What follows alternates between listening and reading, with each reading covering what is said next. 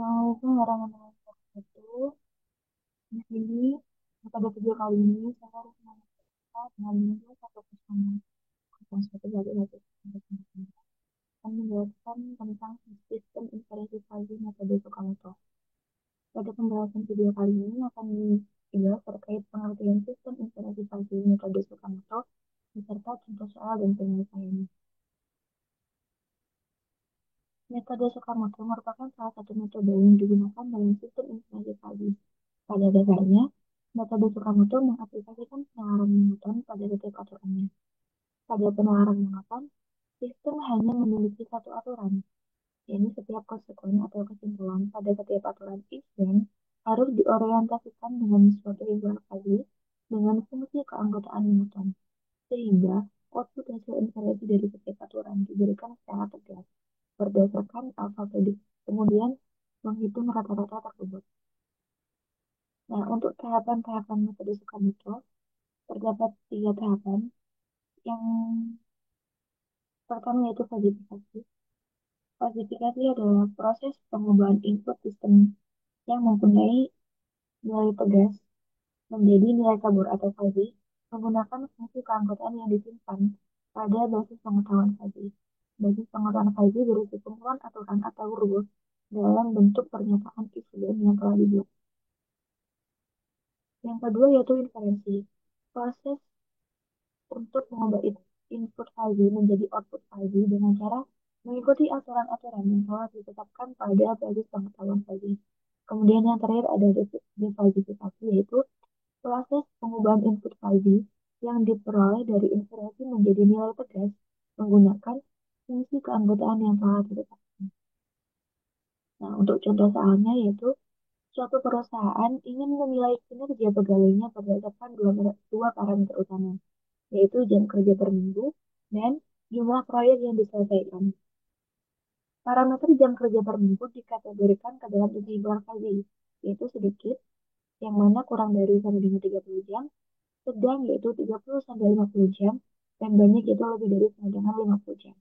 Sementara itu, parameter jumlah proyek yang diselesaikan juga dikategorikan ke dalam tiga fuzzy, yaitu sedikit, kurang dari 2 proyek, sedang 2 sampai 5 proyek, dan banyak lebih dari sampai dengan 5 proyek. Perusahaan menggunakan output berupa penilaian kinerja pegawai yang dikelompokkan menjadi dua kategori, yaitu sedang dan tinggi. Sedang yaitu dengan skor 50 sampai 75 dan tinggi dengan skor lebih dari 75. Nah, jika diketahui seorang pegawai memiliki jam kerja selama 40 jam per minggu dan berhasil menyelesaikan 4 proyek, tentukan penilaian kinerja pegawai menggunakan metode Fuzzy Tsukamoto. Untuk penyelesaiannya, yang pertama yaitu menggunakan falsifikasi. Diketahui tadi jam kerjanya dengan X40, untuk jam kerja yang sedikit dengan mu sedikit 4 dengan X40 itu sama dengan 0 karena 40 itu kurang dari 30. Untuk yang sedang, berdasarkan rumus yang diketahui menggunakan fungsi keanggotaan segitiga, yaitu 50 dikurangi 40 per 50 dikurangi 30, yaitu diperoleh 0,5. Untuk yang banyak, dimasukkan rumus dengan bagi anggota segitiga juga diperoleh 0,5. Kemudian untuk jumlah proyek terbagi menjadi tiga juga, mu sedikit, sedang, dan banyak. Untuk mu sedikit sama dengan 0 juga karena 4 lebih dari 2. Untuk yang sedang diperoleh 0,33 dan yang banyak diperoleh 0,67. Kemudian penyelesaian selanjutnya yaitu menggunakan inferensi. Rule yang pertama yaitu if jam kerja and proyek sedang, then kinerja sedang. Maksudnya jika jam kerja sedang dan proyeknya sedang, maka kinerjanya sedang juga.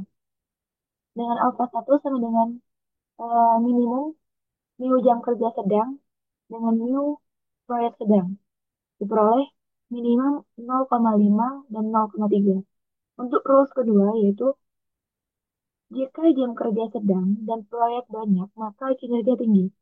Yaitu alfa 2-nya minimum mu Jumlah kerja sedang dan new proyek banyak sama dengan minimum 0,5-0,67.